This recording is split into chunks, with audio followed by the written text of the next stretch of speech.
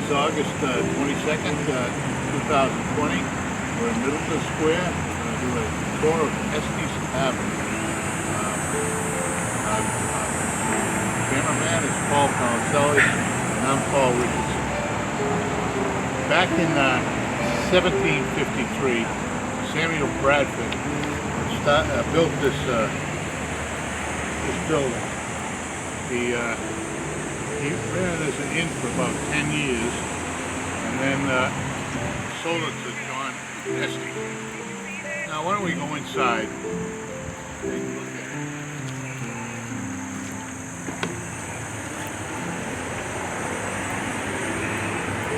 Okay, I'm 6 feet tall. This is one of the arches. There's many arches in this building. There's 2 arches, excuse me. But they have these arches. I don't know why. It's a magnificent entrance way. But here we come through the arch.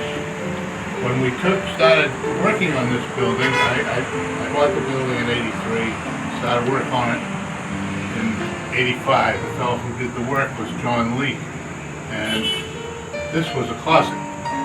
These were apartments in this building. This is a closet. So then we open it up. You'll notice, when we go in the cellar, I'll show you the other arch, but you can see the top of the other arch right there. It's there. As we walk into the hallway here, this other fireplace was behind the bathroom. And that's, we found that, brought it out. Most of the woodwork is original. We had to recreate some of it, but as we went back, usually there's about 3 layers of sheetrock or whatever they put on, and we took that off, and surprising, you come up with a fireplace and the paneling. The paneling was loaded with nail holes and everything, but we fixed it up, and all of it is that way. We're going to this office here.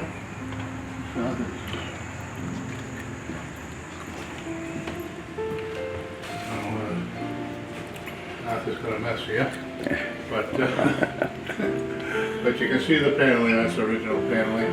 Every office has a fireplace in it. There's 13 fireplaces here, and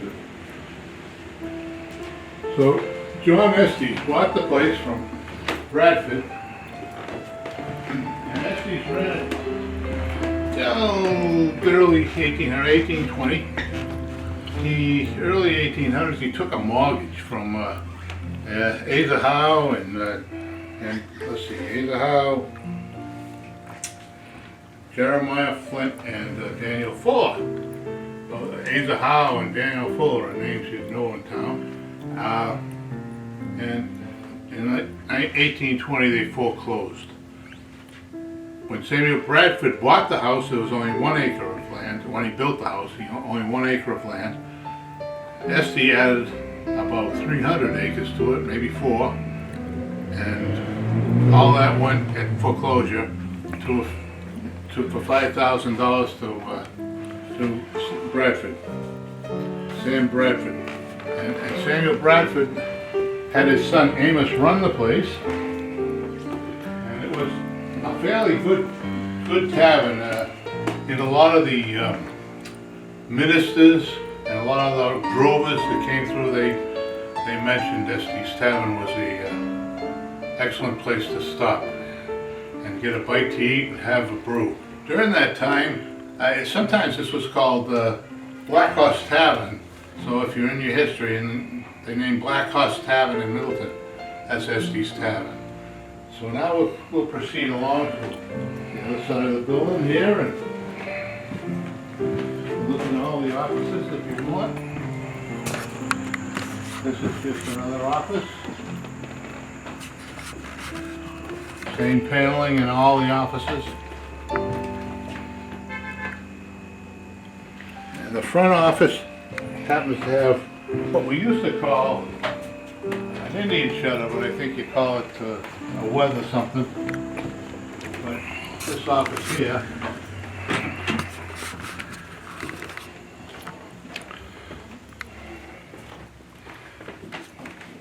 has a shutter in it. Okay. There you go. It's a nice office.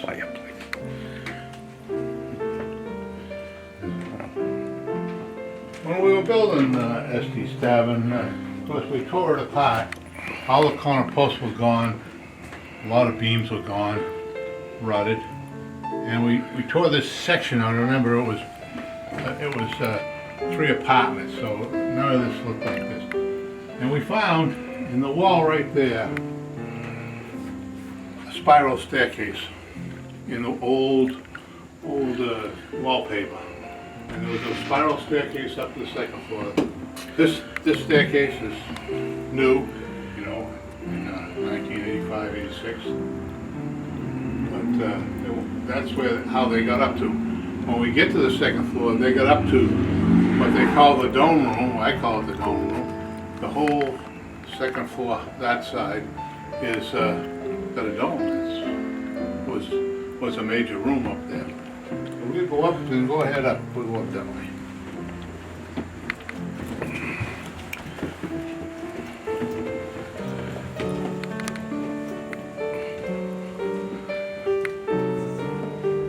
Now there's stories about George stopping here, George Washington.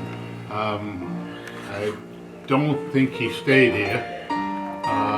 Ed Raynard told me that he, at one time, I think, after the war, after the Revolutionary War, he stopped to visit his one of his captains or something up in Haverhill, and he came down this way, and because he had to speak that night in Salem, came this way and stopped for a lunch.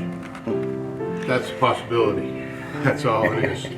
All right, we'll go in some more other rooms. Here's the dome. If you notice, it all goes right straight through all these rooms. And it was one room at one time.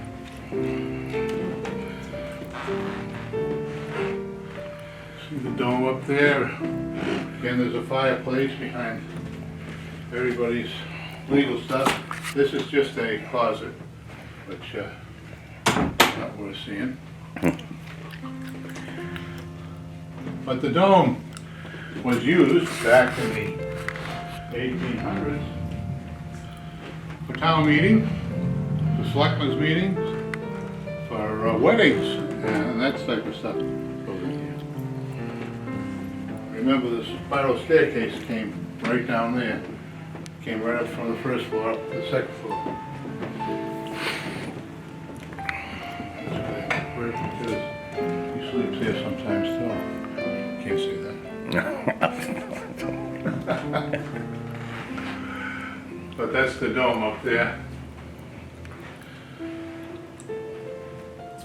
That was hidden with a drop ceiling when we started rehabbing this building. So we didn't recreate it, it was there, and we just refinished it. That's original molding going on. Most of these doors are original. If you just see the door, it's a very tiny door.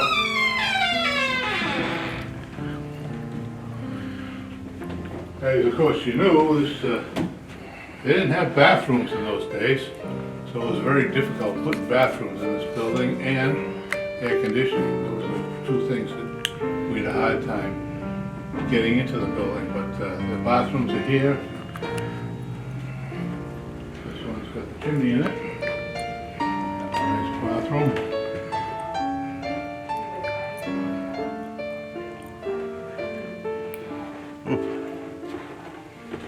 These ladies are dying to be on the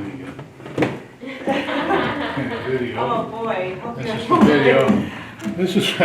This is what previous we called the George Washington room because we thought this was where he might have stayed at night. But as I said, I don't believe that happened. But this wall again was behind about three layers of sheetrock. I think we did make this panel new. We had a fellow from New Hampshire come down who was real good at woodworking and made that panel new. But the rest of it is original paneling, and we, when we were taking the paint off, it was ox blood and milk, and it stunk. It was, of course, the milk soured when you put water to it. It's very. Okay, we got this room over here empty if anybody wants it. But this is the. This is what the room looks like. This is over the Beverly Yard. This is just a closet for this room. It doesn't amount to anything. But we have a Beverly job on the Middleton, which you can see when you go outside more.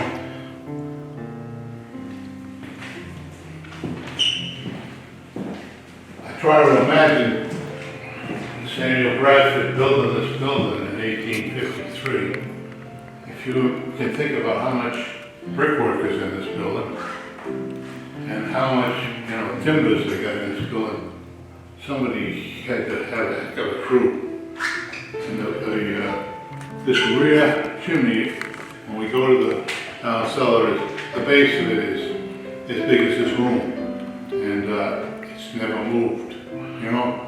If we did it today, we'd put it down and eventually it'd settle or something. Nope, it's never moved. Okay, we're heading up to the third floor. Now this is, as Estey Tavern went along, it became a lot of drovers from Andover and Haverhill and Lawrence. They drive their cows and their sheep and goats and whatever down, and they stop here overnight. Now at that time, there was at least 150 acres with this building, and they passed from probably where Howell School is. It talked about going up towards Pout Pond, so it was that way, the north of Estey Tavern. And the drovers would, the main people would sleep in the good rooms downstairs. First floor was probably more for drinking and dining.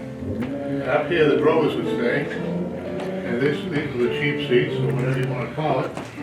They had they had a fireplace, and we'll go in this room over here.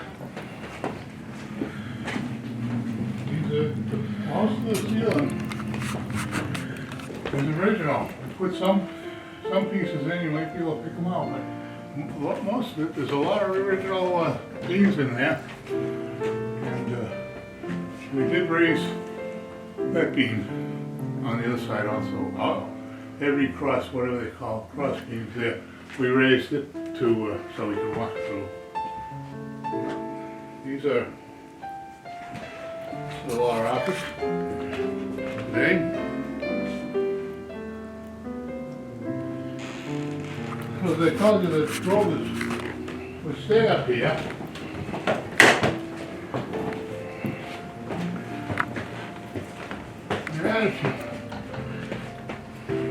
Look at that beam there. If you look at that beam there, you'll see notches in it. Right there. The guy was keeping track of his time here so he wouldn't get taken when he left. I don't think it was more than 25 cents a night anyway, but he kept track of everything.